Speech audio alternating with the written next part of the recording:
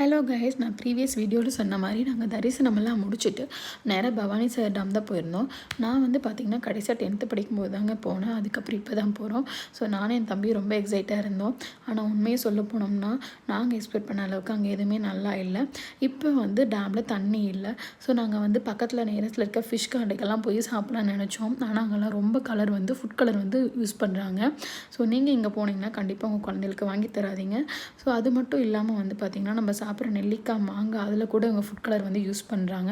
நான் வந்துட்டு சும்மா ஒரு ஃபிஷ் மட்டும் சாப்பிட்டுட்டு வீட்டுக்கு தேவையான கொஞ்சம் கருவாடெல்லாம் வாங்கினா அங்கே ரொம்ப சீப்பாகவே இருந்துச்சு.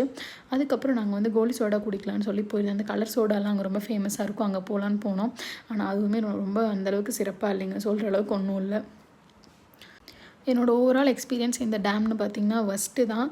நான் எக்ஸ்பெக்ட் பண்ண அளவுக்கு எதுவுமே இல்லை. முன்ன மாதிரி எதுவுமே இல்லை. ஸோ நீங்கள் என்ன மாதிரி நம்பி ஏமாந்துடாதீங்க.